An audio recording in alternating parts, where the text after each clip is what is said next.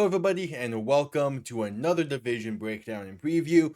This time it is the NFC South. Before I dive right into it, I want to quickly say if you are new, subscribe, it'd be greatly appreciated. Leave a like and comment down below. Comment down below your thoughts on the NFC South. And now let's get right into it. We begin with the New Orleans Saints, and at a 5-12 season last year, that finished third in the NFC South. Or tied for third. It wasn't a great season for them, and I'm not sure how much better it actually is going to get for the Saints here on out. The thing is, the receiving room is solid. I like Olave, I like Shaheed. Bringing in Brandon Cooks is a nice veteran piece to that room, but it is still kind of just there. It exists. It's not a top tier receiver room. It's probably about middle 10 of the league, on even then on the back half of all that. Alvin Kamara is only getting up there in age, and they have Keandre Miller and they have Devin Neal, and I like the fact that they drafted Devin Neal. But both of those backs are not up for the type of kind of production that's going to be asked from them if Kamara has a down year. A lot's going to be riding on Alvin Kamara continuing his all-star Pro Bowl caliber of season that he kind of just hasn't really lived up to even in New Orleans the past few years. It's going to be a very weird team this year, all things considered as well. The offensive line, probably the best unit in the offense, probably the best unit on the team. Is much of the same unit from last year. They do bring in Will Clapp and Landon Young to kind of be depth pieces that can probably compete for starting jobs on this team. But still, there's two bring-ins that aren't going to really change all that much. They did draft Kevin Banks out of Texas, and that was a great addition. Going to be a staple at left tackle right away. Can be a great player for the Saints. But the offensive line can only win you so many games by itself. Eventually, you're going to need help from the other positions as well. I'm not sure where that help is going to be coming from, though, for New Orleans. The defense, it looks fine. It's much of the same unit that we saw last year out of the Saints. They bring back Chase Young, which definitely makes it look that way. But he played decently well during his time in New Orleans last year. They also bring in Johan Williams, who is Jonah Williams, my bad, Jonah Williams, but he's a fine addition. He knows the system that they're going to be having there in New Orleans. So he's a guy that can kind of maybe give pointers to the rest of the team, but it's going to be a rough defensive front seven for the Saints this year as well. They do pair Tyrann Mathieu with Justin Reed, so at least the secondary is going to play somewhat well. Tyrann Mathieu, though, is kind of out of his prime by this point. So we'll see really how much of an impact he has, how much of an impact bringing in Justin Reed has, and all around what kind of impact that this team is going to have. They do have a new coaching staff. Kellen Moore is brought in to be the new head coach, and who knows, maybe his scheme and his style can bring something to this offense. And who knows, maybe Brandon Staley as a defensive coordinator, it can be a really good DC compared to how he did as a head coach over there for the Chargers. But this is still just a very rough team. And there's even a position group I have not mentioned yet because I wanted to save them for the end, and that is the quarterback room. Derek Carr retired during the offseason because of just injuries piling up and piling up. So that leaves you with Jake Haener, Spencer Rattler, and rookie Tyler Show to come in. And one of them is going to be the starter. All three of them are going to play throughout the season, I think. This is not going to be a good quarterback room. The Saints are not going to be a great team. In my opinion, this is probably the worst quarterback room across the entire league on paper. Obviously, I could be surprised here and there. So maybe I am really short selling them. I just don't see how this team is going to be that much better from last year. And my expectations are not that high for the Saints this season. But again, I could always be proven wrong. We'll see if the Saints can do that this year. Next up, the Carolina Panthers also finished tied for third in the NFC South last year with the Saints. I was really high on the Panthers entering last season. I still feel pretty good about them this year, although they did disappoint me last season. The back half of the season, though, was a really good season for the Panthers. I think Bryce Young played really well since entering back in the starting lineup after being benched by Randy Dalton. And I think that there was a lot that they can build off of.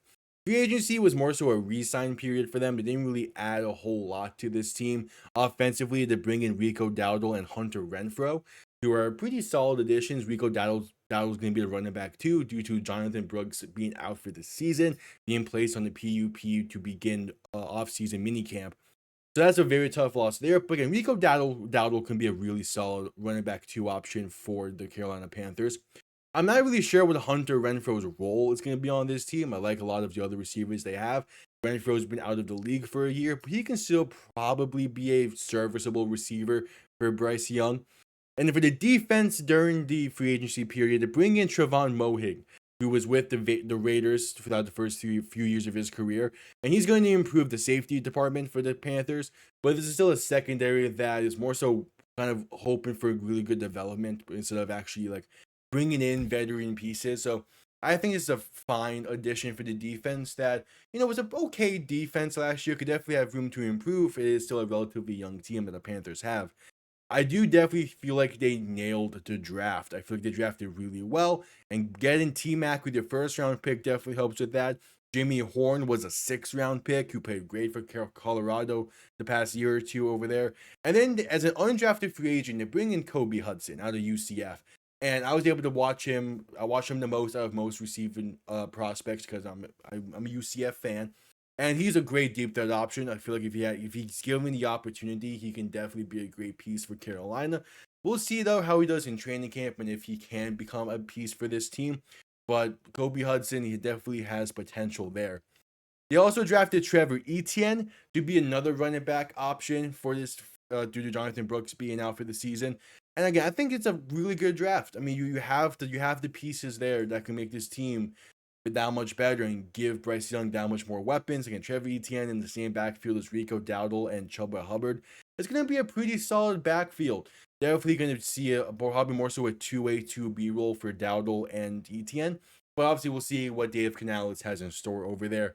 Cam Jackson and Lathan Ransom were brought in as well for the defense side of things, alongside Nick Scroton and an edge out of Ole Miss that I'm not gonna butcher his name because I have no idea how to pronounce it. I'm something I'll probably figure out by the season comes around since we'll see the preseason pronunciations. But yeah, all of those guys in the draft, really solid pieces, and they all could provide some kind of impact one way or another for this defense. Bryce Young's development is going to probably lay the biggest impact for the Panthers this season. I feel like he developed pretty well during parts of last season. We'd like to see him really take that next step now. I feel like last year where he was on like step 1.5 of being in the NFL, we'd really like to see him get up to that second step this year and play really well. This is a Carolina team that can definitely be competitive and definitely be fighting for the division come December.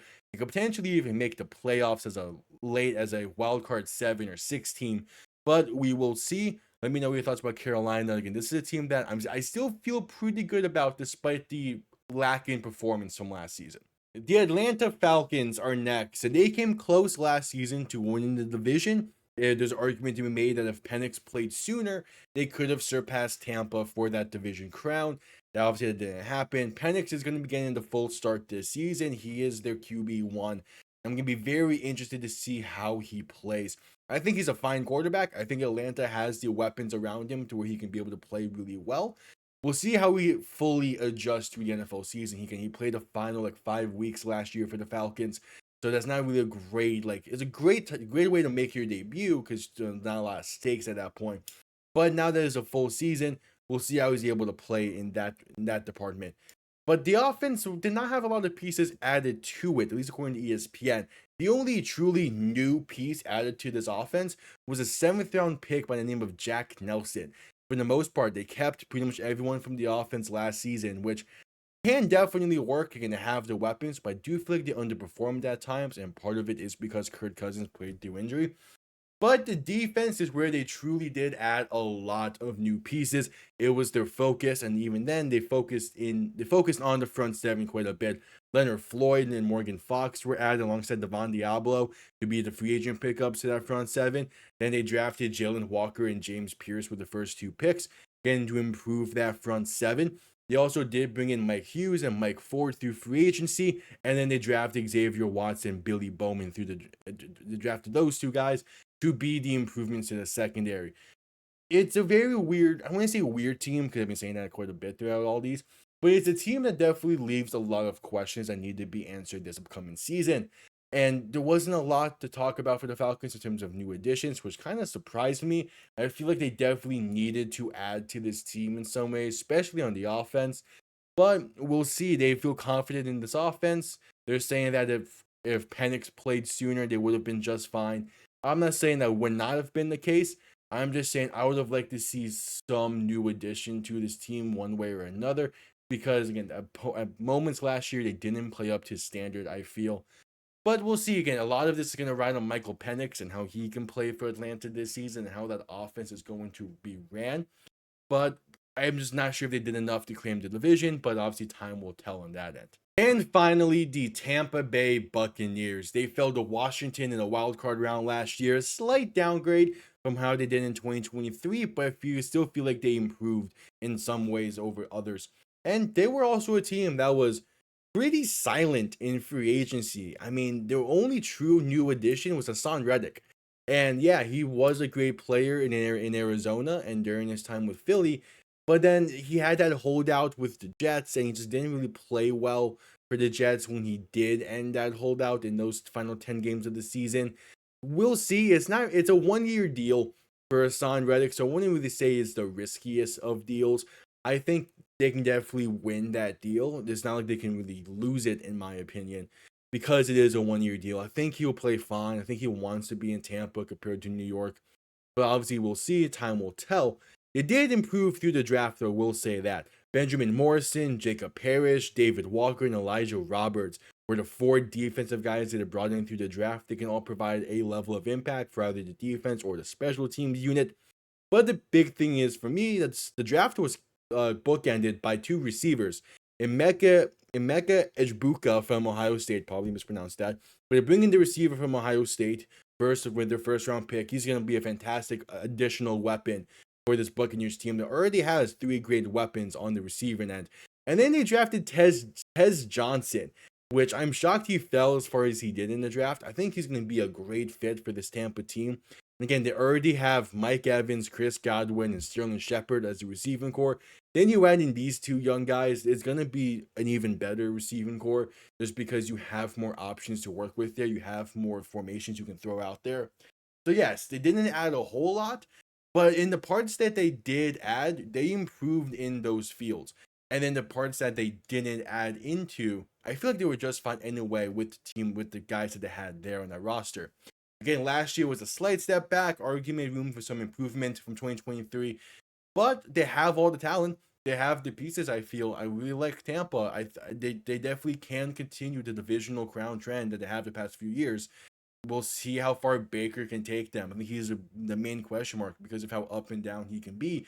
But I still feel confident in what Baker has showed us during his time in Tampa. Okay, so let's get to the divisional predictions now. We're going to start off with the fact that I do have the New Orleans Saints finishing last in this division. I just don't feel confident in their quarterback room at all. It's again, to me, it's the worst quarterback room in the NFL. I'm not confident in saying it's going to be able to get the job done. And the weapons that they do have, I feel like they needed to add more on offense. And the defense that they have is much of the same core, and it's just getting older. And I'm not really sure how much of a dominant threat they can be. The first 2 weeks of 2024 for the Saints were fantastic, but I'm expecting more so the back 15 games that we saw from the Saints last year to be the norm for the Saints this year. Next up at third place in the division, I have the Atlanta Falcons. They didn't add anything to the offense. I felt like they needed to. The defense, I think, is going to be fine, but at the same time, they did take some steps back in terms of the weaponry that they have on the defense. We'll see, though. They're a team that could definitely finish second, and I would not be surprised if they're fighting for that divisional crown come December, if they're fighting for a playoff spot come December. I just don't have the full trust in the complete team as a whole to be able to get the job done with Michael Penix starting his first full season. I think that ask is a lot different than what they had him do last year. So I think there's going to be a learning curve there for him, the same way that there was for Bryce Young last year. But definitely by season's end, he's going to be a great quarterback. It's going to take those first few weeks for them to really figure out what this team is going to be, and that's probably going to cost them in the long run. Second place is the Carolina Panthers. I was high on them last season. I'm going to stay high on them this season. I'm going to say they only finished about a game back from Tampa for the divisional crown. Carolina is a team that they added a lot of really nice pieces that I feel like can make a lot of impact. And Bryce Young is going to take that another step. He's going to continue that back half of the season play we saw from him last year instead of the rookie season and first half of the season. Carolina has the pieces. They have the defense as well. Carolina's going to be a very scary team. Probably surprising people with how big of a jump they're going to make this season. But I'm going to make sure I jump on that train sooner rather than later. I have them finishing second. which means I do have Tampa going back to win the division for the third straight year, if I'm not mistaken. I am really high on Tampa this year, just like I was last year. It's their division to lose in my mind. They have the weaponry, they have the offense, they have the defense. A lot of guys returning from last year. I feel like Tampa is that kind of team where you're going to have to really make them work. Where Tampa's that kind of team where they're either going to win really easily or they're going to lose very tight games. They're not going to be the type of team that goes down without a fight. And because of that, they're going to be bending while other teams are going to break. So that right there is my NFC South divisional predictions. If you all enjoyed, so again, like I said at the top, subscribe, comment down below your thoughts on the NFC South, and leave a like. I'll see you all next week for the AFC North. Have yourselves a damn good one. Peace.